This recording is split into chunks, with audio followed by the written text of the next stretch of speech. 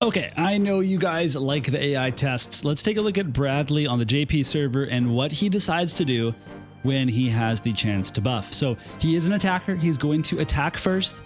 And what we see here is his special buff that he gives to his allies and himself. It's pierce and missile resistance up 20%, but then also it's going to give him some the self counter, the 80% self counter that Sephiroth has, the exact same deal. Now right here what we can see him using is Subterfuge, which is the operative evasion buff. So he's doing that right now because he's on a sub operative right now, and then the next thing we'll see him do is actually go ahead and attack, because he's got surprising range when we put it like we'll see right here what he does here. So he gets all the way over to this guy, slashes him up a couple times. So we haven't actually seen any single target buffs yet. Okay, so this Bradley has his own unique sub job on. He does not have the operative sub job on. What's he going to be doing this time?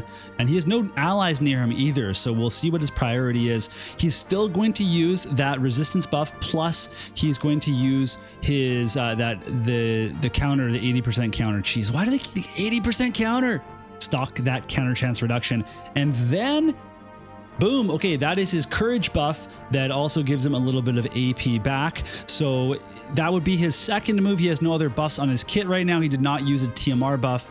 Unfortunately, using friend units, I don't know if they had the TMR turned off or not, but ideally, he did not use a TMR over his courage. So if he has a team buff, he'll use it, and if he has used his main team buff, then he will move on to his courage. I guess that's a pretty fair order that we would come to expect from these types of units. Welcome on in, everybody. We're talking about Bradley, King Bradley. Oh, just one of the coolest units or coolest characters from Full Metal Alchemist. And if you haven't seen Full Metal Alchemist Brotherhood, he's just insane in that show. You have to go watch it. Even if you go look up his fights right now, I'm not going to fault you, although you should definitely watch the whole show if possible. But we're going to talk about whether or not you should be pulling for him, and it's an interesting week because maybe we'll get Lightstern, maybe we won't.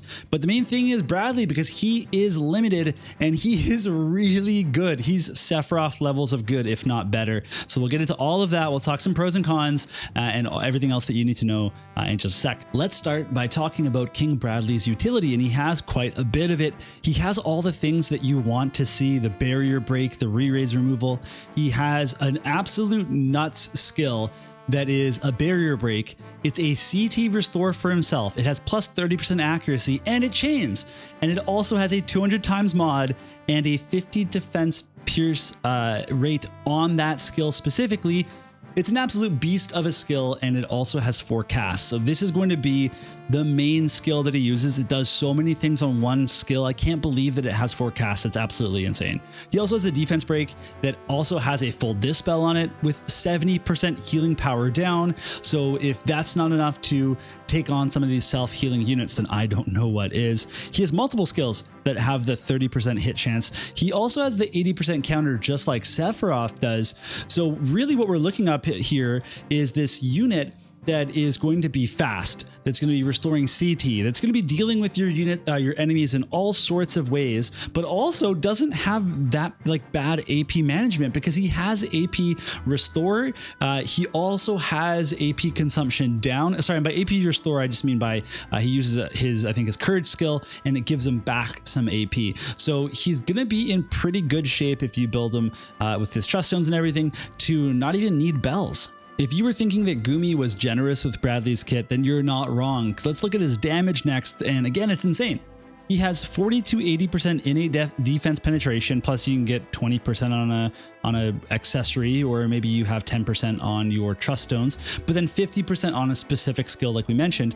But he also has 40% innate slash pen, 20% from his event weapon, and then 40% from his LB for 3 turns. So on a first battle of a guild battle, or like every battle for arena, he can get to 100% slash resist penetration within his own kit. But then he's in the earth element, which has access to the solitary lion vision card, which has 35% slash pen. So he could easily just sit at 95% slash pen all the time, if he so wanted to. He also has 3 different chaining skills, which is going to enable his damage, but also the damage of all of the earth units, all of the slashers that are on your team. He also has access to the pierce damage type, both on his main kit, but also on his Trick Lancer sub job, and his courage gives the physical damage up 20%, much like Sorrow does. So he has a lot of different ways to build damage. He has so much penetration. He has a very high attack stat. He is just meant to do a ton of damage in every game mode, and it's awesome.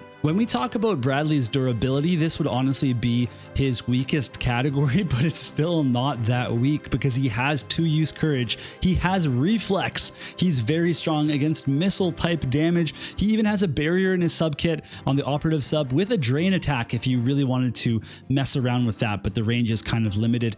You also have the option to go evasion. It's not the best choice for Bradley, but hypothetically it's possible. The problem is that his base evasion is just lower than a lot of other units, and in order to equip his evade passive, you're going to be passing up on other really good passives that he has. That's actually one of the fun / frustrating parts of Bradley, is all of his passives are bangers. It's really hard to pick which one you actually want to use. It's difficult to pick cons for a unit like this because honestly, he doesn't really have a lot of cons. There are a few things that I feel like I should mention though. So he's not particularly bulky. He is survivable because of the things that I just listed in the last section, but he isn't going to be someone that's taking a ton of hits and surviving. So in particular, you need to watch out for courage removers and also strike units, because his one weakness is the strike damage, but there happens to be a lot of courage removers in strike. So Edward has it on his Strider subjob, Perrine has courage removal, and Yrel can actually grant it to the whole team and herself. So with Bradley weak to strike, you're going to be watching out for those strike teams, which are certainly going to be running around. The final thing I wanted to mention is that Earth has been a relatively unsupported element. Now, some people are going to come out and be like, what the heck, Mysidia? Earth gets lots of support.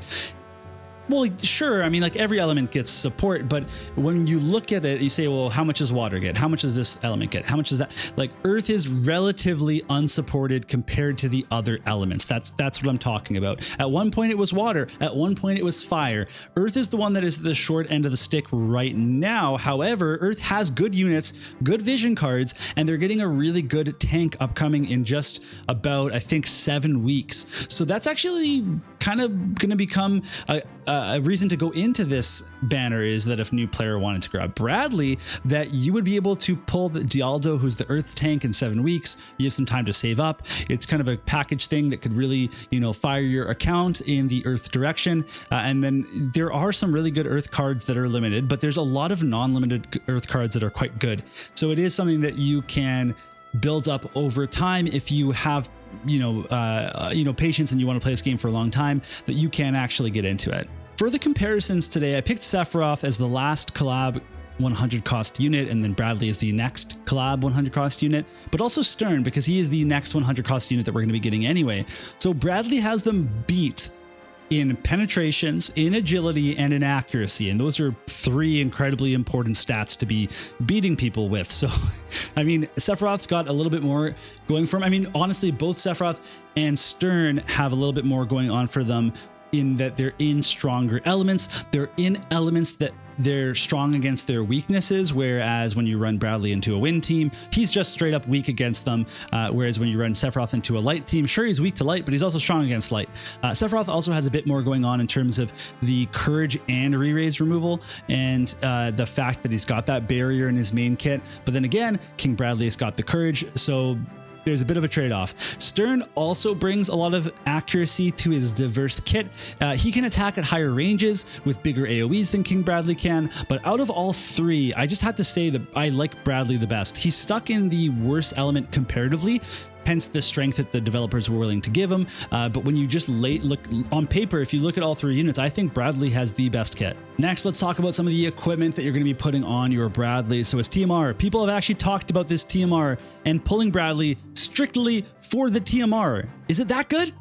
It's pretty good. It's really good. I mean, it's an accessory that has defense. It has accuracy on it, has crit rate on it. And yes, it has agility on it, but it also has a 2-use ability, which is so important for guild battle, that gives haste and 50% reaction block to the user. This is a plug and play TMR for almost any unit. It's insane. It's that good. Now, people are going to be wondering, should I be pulling Bradley for him for the TMR? And no. And I'll talk more about that in a little bit, but it has to be mentioned that it is just such a good TMR. Now, he also gets a farmable sword from this event. It's really solid. The passive gives him slash attack, slash pen, and an autocast CT restore when his HP reaches less than 20%. Now, obviously, that pairs really well with his courage effect, and it will make him very dangerous to take on without courage removal, because as soon as you attack him and he goes down to 1 HP, he gets his turn even faster, and guess what? He's killing you instead. So I would build this sword, obviously, for sure. I would build the assault type because he doesn't have any innate crit rate. However, if you wanted to equip his Trick Lancer passives and his Trick Lancer sub job, there is crit support there, but then you would want a critical version.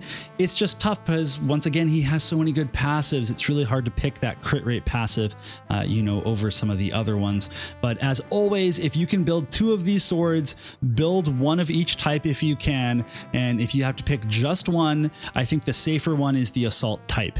We can also talk about the raid item, which is hopefully coming out this week as well. It should be coming out this week. It's really good for Bradley. Dark resistance to take on the dark teams, but 15 initial AP also really helps out a lot, and a lot of people will definitely be equipping this on him.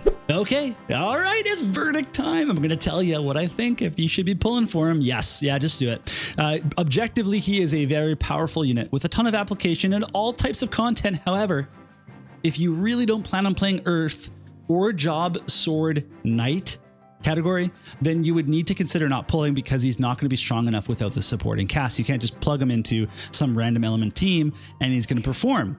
Light Stern is also a Job Sword Knight category, and if we get them at the same time or one after the other, it's going to be really difficult to build both of them. But otherwise, there's actually a lot of limited units in this category, so it's hard to build a team of Job Sword Knights. There's also not a lot of support from vision cards yet, but there might be in the future. Obviously, eventually there will be. So the main place that we're going to see Bradley play is going to be in Earth teams, and I believe that's why he's made so powerful, because of his limited applicability. So if you're going to be playing him, you have to be committing to Earth, and that's something that you should really keep in mind, because he is on that Sephiroth level of good. Like, he is so good. So he is a good pull. Just keep in mind all that stuff when you want to pull for him. Now, I personally would not pull for Bradley just for his TMR. It's insane. It's very powerful. I think you'd use it in almost every single team. However, it's not going to have the same impact that Halloween Ryryu's Zombie Mask had. And I think that's just because Re-Raise is such a powerful effect. Is this effect going to be really powerful? Yes. Are you going to use it every fight? Yes. Is it going to sway as many matches as the Zombie Mask will? No, it won't. So I just think it's too steep a price VFVIIR wise if all you want is the TMR.